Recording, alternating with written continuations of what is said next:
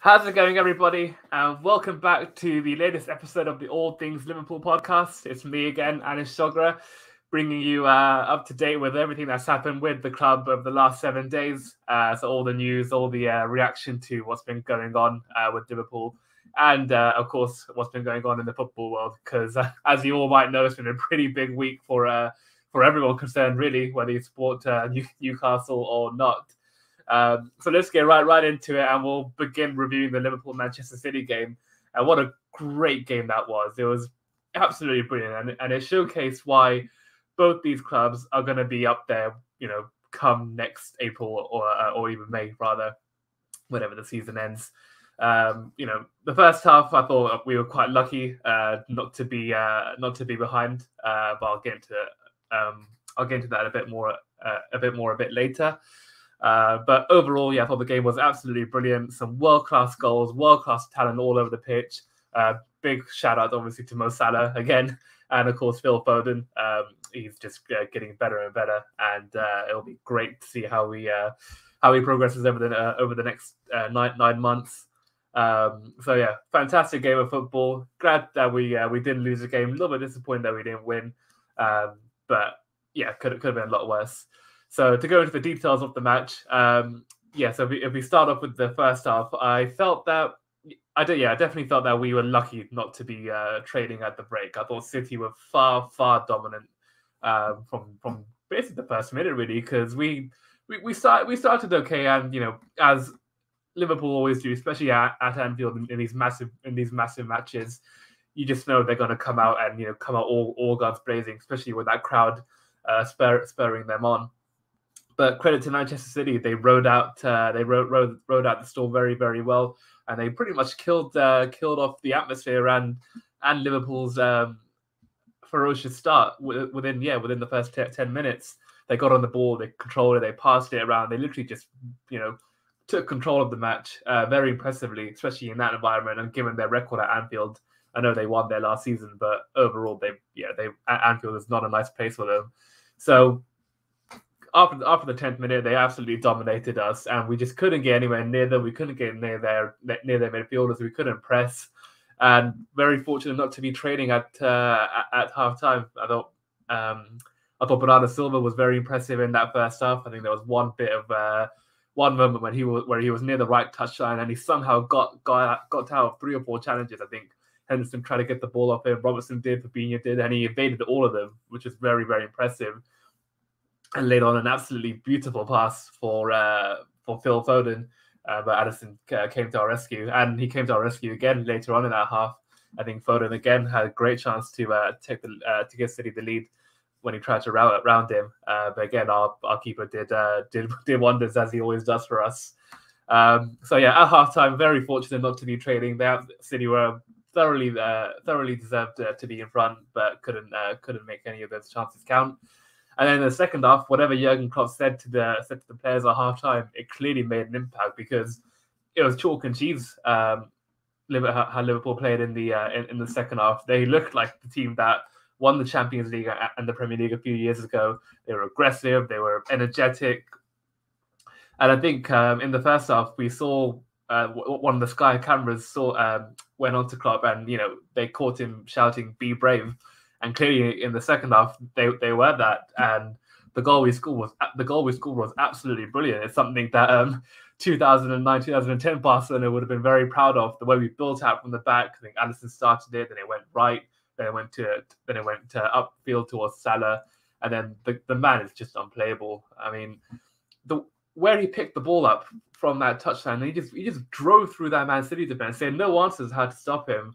And then Mane made a really, really good run, darting from the left where he starts all the way across into the box, and finishing it off from the right area of the penalty area. And it was a brilliant finish past Edison. There's only one place where you could put that ball, and it was perfectly placed into the bottom left corner. So I thought we deserved our lead based on the quality of the goal, rather than the way we played for the entirety of that match up until that point. But a great goal nonetheless, and very happy to have gone in 1-0 up just after the hour, just before the hour mark. But credit to Manchester City, and they are champions for a reason. There's a reason why they won 3 out of the last 4 titles. They come back, they got their mentality. They've got that mentality, and they've got the players clearly. And Gabriel Jesus, who didn't play midweek, he came into the starting lineup, heavily involved with the equaliser. I thought he had a very good performance. And Phil Foden, missing those chances in the first half, ordinarily that might knock a player's confidence, but it didn't knock his confidence clearly. And again, showcasing his quality, it was a really, really good goal to get City level. City level. If I'm nitpicking that goal, though, I do think out of all 3 chances, that was the one that should have been saved. If you scored the first or second chances, you could have said, all right, yeah, good goal, fair enough. But the way the ball went past Alisson and past Milner, I felt that he should have done a lot better, because he knows Foden can only go one place. He knows he can only go into that far corner where the ball did end up. But I just don't think Alisson set himself quickly enough or in time even. And it just, by the time he attempted to make the dive, the ball was already in the back of the net. But it was the least City deserve. The way they dominated that first half, I think they were totally deserving of that equaliser. But again, we showed our quality again. Mo Salah specifically. I mean, that goal, I think Jurgen Klopp said it at full time in his post-match interview with Sky, and he said if Messi or Ronaldo scores that goal, we'll be talking about it for months and months, maybe even years. And I think we should still be talking about that Mo Salah goal as if it would have been scored by Ronaldo or Messi, because it's a nothing chance. He makes that all for himself. Again, on that right touchline, he skims past Bernardo Silva, he puts him on the floor as if he wasn't there, and he still has 2 City defenders to get past. I think it was Cancelo playing at left back, and I think it was Laporte playing at left centre back, and he just went past them as if they weren't there. And the finish for his supposed weak foot, his right foot, it's absolutely incredible. Like, to get that trajectory, that power, and obviously the accuracy to for it to clip in off the post, it was unbelievable. And again, he's showcasing his quality, and a reason why we will still be in the title race, come the end of the season, because of the goals and the importance that he has for the team. That's 7 Premier League games he's played, and he's on 6 goals and 3 assists. So he's pretty much carrying his form from last season and being that sole man, being that number 1 player for us. Someone you can rely on every single week to get you a goal, to get you assists, to get you even more than that. So Salah, absolutely wonderful again. I'm so grateful to have that kind of player in our squad, and hopefully that contract still hasn't been signed yet, but I think hopefully it will be done soon. And from what I've been reading over the last few weeks, I think especially on The Athletic, apparently his demands are around 350, which to me I think is very reasonable. It's nowhere near that £500,000 mark that some other reports are saying. So 350 for a guy who, even though he's approaching 30, he's on top of his game. And if you see the way he looks and the way he looks and the way he look after himself, I don't think he'll be stopping anytime soon. I know I said the point last week that it could be a risk, like we've seen with Aubameyang and Ozil, when Arsenal gave that contract out to those 2 players, and they haven't really. Well, Ozil definitely didn't perform to their same standard, and Aubameyang hasn't since. He still might. But the way Salah is right now, and the way he's still so hungry to keep on breaking records, to keep on winning titles and Champions Leagues, I don't think he'll be stopping anytime soon. And for me, as you can see right there at the bottom of the screen, I genuinely believe he's the best player in the world right now, and I don't think many can really argue. If you literally go down the list of the top 10 players in the world, I could honestly argue that maybe Erling Haaland's playing to that level. Cristiano Ronaldo, he just won the Premier League Player of the Month, incorrectly in my opinion. But I think only those 2 are really competing with him right now in terms of the level that they're producing for their clubs. Mbappe hasn't set the world alight since the start of the new season. He got that penalty. He scored that penalty for France in the Nations League. We'll get onto that a little bit later. But in general, it's been a bit of a slow start from him. Messi's still, getting used to a new league and a new team and a new life really. But other players like De Bruyne, again, he would normally be in this competition, but he's only just about come back into the first team for Man City and Belgium. I think he was injured after that Champions League final, so he's only started to really get back into the team. And then you can't really think of many other players who could be in that conversation. Lukaku, he's done okay. Harry Kane would normally be in that conversation, but he's been dreadful so far this season.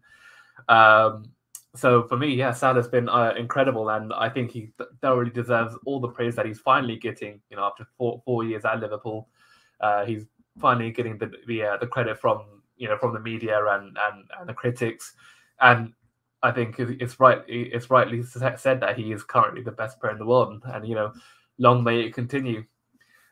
So great game, Liverpool, Man City. We're happy that we got the point in the end. Disappointed that we couldn't win the match, given that we led twice, and it was a very lucky goal from City's point of view. Well, lucky in general. Whenever you score a deflected goal, it always has an element of luck. So the way they got their equaliser was lucky, but in the grand scheme of things, they also deserved a point for the way they played at Anfield, for the way they controlled that first half, and of course for showing the character and courage from coming from behind twice in what is, argue probably, I think they would probably say their toughest match of the season at Anfield as well. So all in all, no complaints. Still unbeaten, seven games played, 4 drawn 3. And we'll still be up there come the end of the season. Injuries permitting, touch wood. Too bad. I don't think we can have as much bad luck as we did last season. We're still in the international break right now. So we'll see how the Reds get on next week when they play Watford, I think. And speaking of teams who will get on, Newcastle United. So the biggest story, I think it will dominate for the next week or so, at least, given what they've been through, what the situation is, and of course their new owners. So I don't know all the complete details, but I know the only important fact about the Newcastle deal is that the owner is worth apparently $430 billion, something ridiculous like that.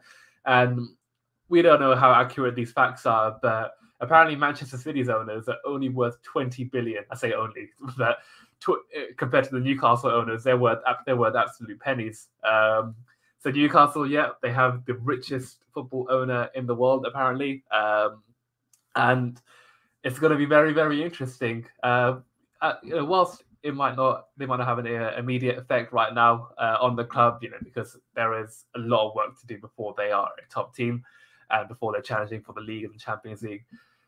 It's just going to be a matter of time, really. And there's been a lot of takes on this situation. Newcastle fans obviously delighted to have a new owner, to have one of the richest owner in the game. To finally get rid of Mike Ashley, probably Steve Bruce in the next week or so. So for them, I'm very happy for, because they've been through a torrid time since Ashley took over.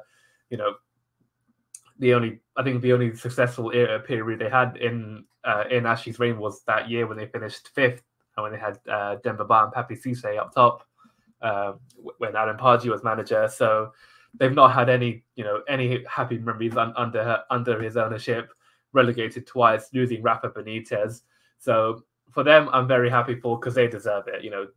Newcastle United fans are very passionate about their club. It's a one club city, the only one in the entire country. So for them, it's absolutely wonderful news, and it'll be great to see Newcastle back where they belong, really, because while some people might not remember, they were a really big team there in the 90s. Constantly challenging for the league title, playing in the Champions League, and for all we say about Man City about them not having any history, and coming essentially from nothing to everything, Newcastle genuinely do have a fair bit of amount of history. Kevin Keegan and his iconic speech when they were 12 points clear of Manchester United. I think 15 years ago in the mid 90s, and they ended up bottling the league. Alan Shearer, of course, the records goal scorer in Premier League history. So one of the best players in the league's history as well. So for them, it's fantastic, and it'll be great to see Newcastle back where they belong. But from obviously a Liverpool point of view, it's obviously very concerning for us because from what I saw in that graphic as well, the top 10 owners in the league, we're not even close to number 10. So we are very, very poor at Fenway Sports Group. Our current owners, they don't have anywhere near as much financial power as even Arsenal do, even Stan Kroenke. So for someone like us who are very reliant on, making those Moneyball signings, so bringing a player like Mo Salah for £30 million when no one else can spot that, or someone like Andy Robertson, £8 million. So we'll be very reliant on that for the next few years. And then when Newcastle take more control, buy some more better players, get a better manager, and start competing for the Champions League and League, it'll be very dangerous for us. I would say. There's already Chelsea, Manchester United, and Man City who are so rich and have a very, very good team. So yeah, we could be one of the clubs to become affected by it. And then you wonder what it means for the rest of the league. Will it be will it be almost like a closed top four, or almost? I think with the financial power that Chelsea and City have, you can always guarantee that they'll be in the top four every year. Newcastle will eventually get there with the money they'll have. And then it basically comes down to a scrap for the rest of us. So I think Liverpool will be, in that conversation. Manchester United possibly. Then other clubs like Arsenal, they're still a massive club. They've got a massive stadium, a very rich owner. And then other clubs as well, like Everton, they'll have a very good manager as well, and they're going to have a massive new stadium coming soon. Tottenham as well, they've just spent hundreds of millions, I think even close to $1 billion on their new ground. So it'll be interesting to see how things pan out in the next couple of years when Newcastle have that money, and what they do, what they do to compete for the league and the Champions League. But more on that, owners. Obviously, there's still a lot of backlash over their human rights issues from being from Saudi Arabia. So they're very, I wouldn't say a backward nation, but they're a very strict nation. So, they have strong beliefs on homosexuality, same-sex marriages, any kind of divisive issue, that wouldn't really be a problem in this country. They're very strict over there, and other things like torturing. So they've definitely got some poor background history, which raised a lot of questions from journalists and other people from the media and involved in football overall. But I don't think Newcastle fans will really care about it. I don't think Alan Shearer will care too much either. So whilst they have a bit of baggage to them, they'll undoubtedly bring a lot of success to Newcastle United. And it'll be interesting, like I said before, it'll be interesting to see how they do in the next few years. And in terms of top players who will join them, I mean, the sky's the limit, really. I don't think they'll make any ridiculous, massive signings right now. So even if they offered Mbappe £1 million a week to join next summer, I still don't think that'll happen, purely because they're in their infancy. So it will ultimately be a case of how Manchester City develops, in my opinion. You'll see they'll make good signings. They'll sign players like Rocky Santa Cruz, who was a good striker at Blackburn at the time he joined Man City. Players like Adebayo and Gareth Barry, players like that, good players who will be in the club for the next few years and will make them progress, from a bottom half team to a top half team to a European and then Champions League and then league winning team.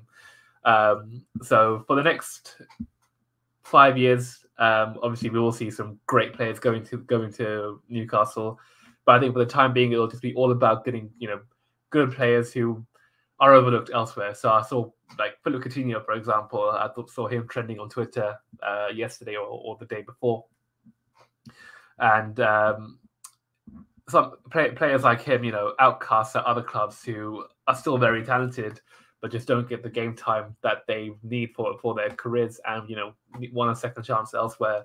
So players like him, I'm not sure who else who's really been trending who's been linked with the club, but that sort of ilk. Players like Coutinho, maybe like, I don't know, there's another player I can think on top of my head. Dan Lovren, that kind of player.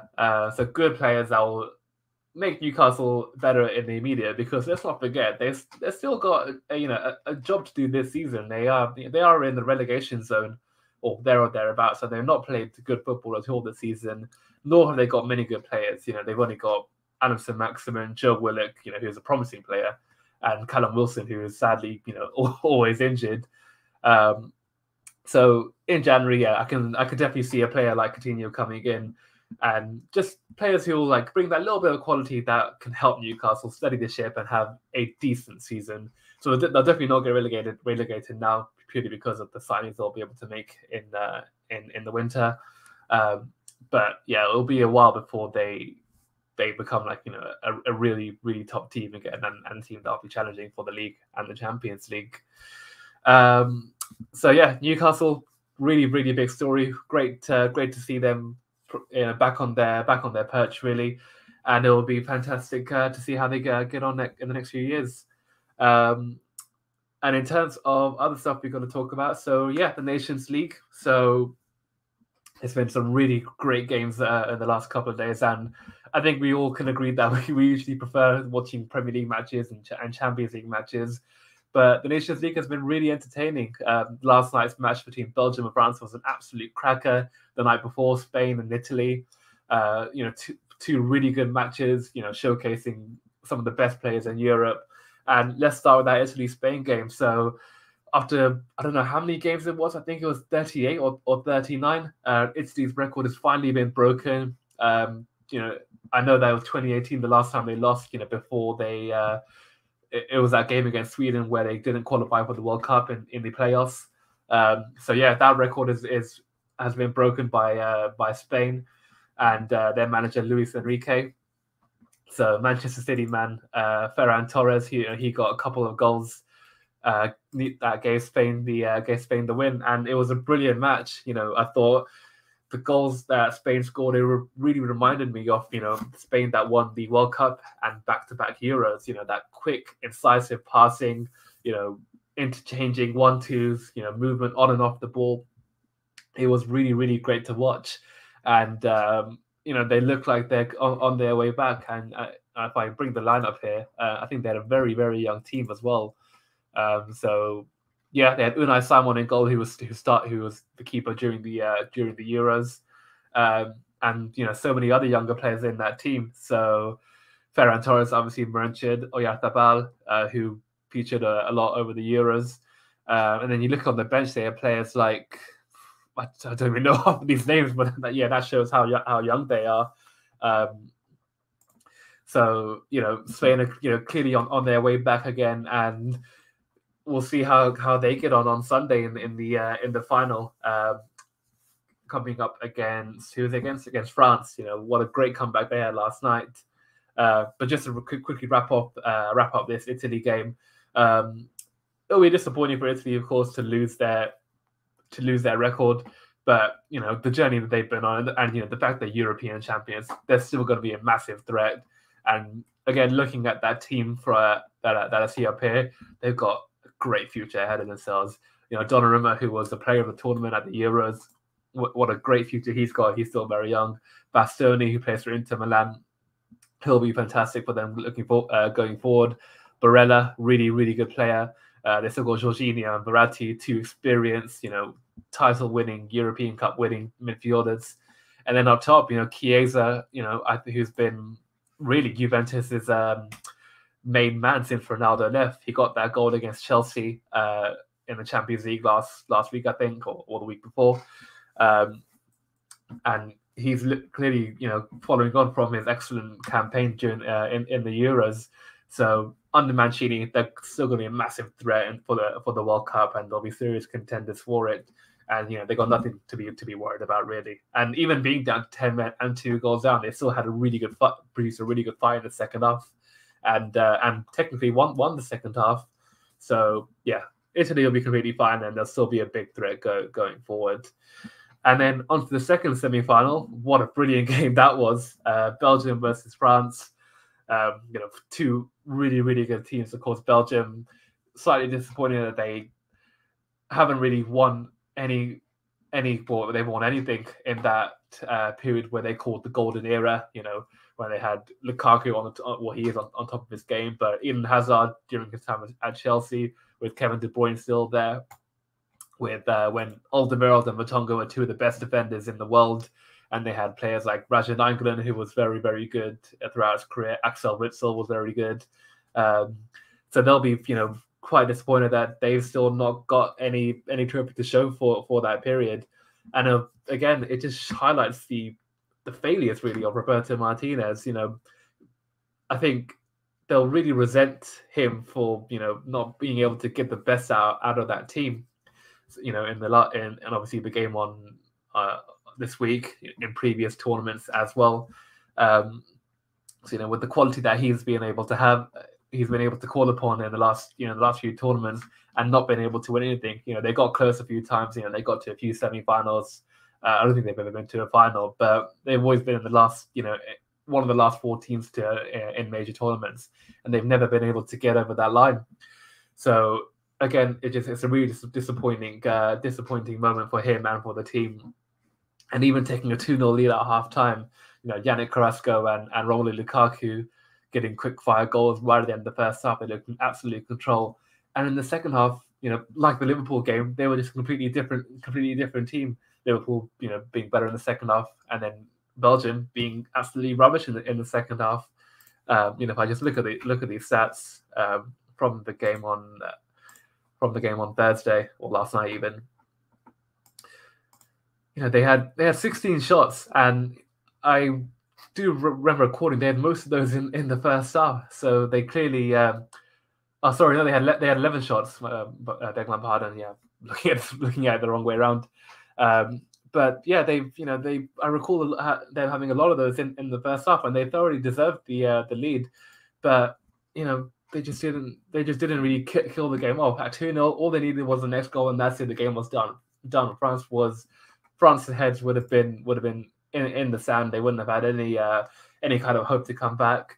But credit to the they are the world champions for a reason, and they deserve respect for what they've what they've done and what they've continued to do. I know they didn't have a great Euros, but it only came down to like Switzerland literally playing the game of their lives against France, and France being a little bit cocky. But when they get their head down, then my God, they should win every single tournament for the next few years.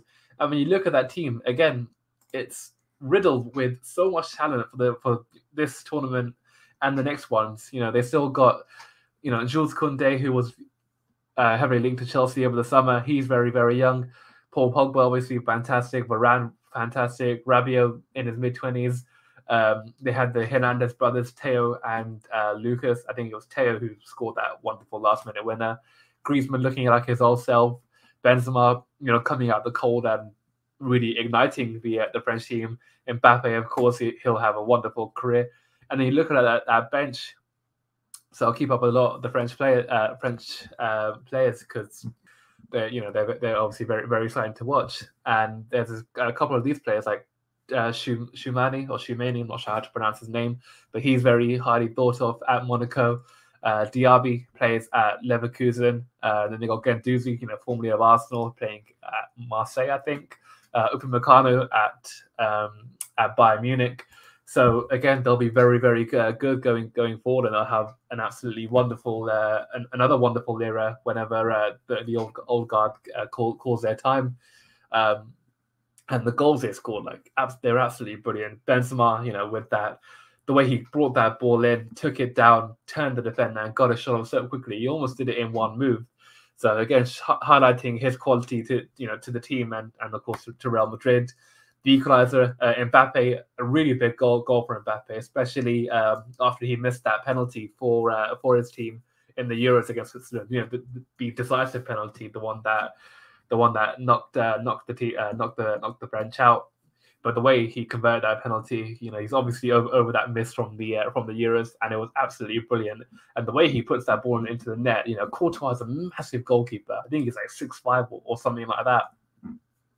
And to get that much power, that much accuracy, and to put it into the top bin, it's absolutely brilliant. And, it showcases why he'll be one of the best players in the world when Messi and Ronaldo retires, if he's not the best player in the world already. And then the winning goal, my God, what a finish on Theo Hernandez. I mean, I'm not sure if that was his first goal. I think it was, but what a way to open your account for your country. The way he made contact with that effort, it was absolutely brilliant, and thoroughly deserved in the end for the French. They were the ones who were really pressing for the winner. They were the ones who were asking the most questions. And even though Belgium, did score it a few minutes earlier, even though it was ruled out offside, I think that would have come against the run of play for the way they played in that second half. They were literally camped in their box for their entire second half. So Hernandez, being the hero with that late winner, absolutely deserving. And he's also a player who could be on the move very soon. So currently at AC Milan, he played, I think, in that Champions League game against Liverpool. So he showcased his talents then, and he's been linked as well to Manchester City. And given their problems at left back, I wouldn't say problems as such, but they're having to play João Cancelo, who is right-footed, at left back. So they're always he's always having to cut inside, and it slows down their attack. So having Theo Hernandez, an out-and-out left-footed left back, it will be very beneficial for them. I can definitely see City going for him either in January or in the summer. It makes so much sense for him, and given his age as well, I think he's in his mid-20s, so he's still got the best years of his career ahead of him. So it'll be a great signing for Manchester City, and one they'll highly benefit from. So yeah, France brilliant, Spain very good, and then that leads to the final on Sunday. So I think it's the evening kickoff. Let's just have a look quickly what time the final is. I think it's 8 o'clock, probably 7:45. So it'll be a fantastic game to watch. Two really great teams, two really good managers. Players coming up against each other. So club teammates coming up against each other, and it'll be interesting to see how it goes. So France, I think, would be the favourites given the comeback that they had and the performance they produced. But again, like we've seen with Spain, they're clearly on their way back, and they've, after a good Euros, a very good win against Italy. It'll be foolish to write them off, and we'll see how well they do. And for me, I think France will win that match. I think they'll edge it, maybe by a goal. I'm going to go for a 2-1 win, and I do back Mbappe to either get the winning goal or the opener. So looking forward to that game, and hopefully it'll be an absolute cracker. And I think that is everything for today. Yeah, so we've covered the Liverpool Man City game. Great game that was. The Newcastle takeover, and the wonderful news that is for the club and their supporters. Mo Salah again, currently in my opinion the best player in the world. And today as well, in fact, I just forgot to mention, he was shortlisted for the Ballon d'Or, so one of the final 30 players. And I don't think it'll be. I think it'll be very unlikely that he does win it. I think it's down to Ronaldo, Messi, and Lewandowski, in my opinion. But the fact that Salah is there again, showcasing his quality as one of the best players in the world, and currently, the best, the most informed, I should say, in Europe and everywhere else.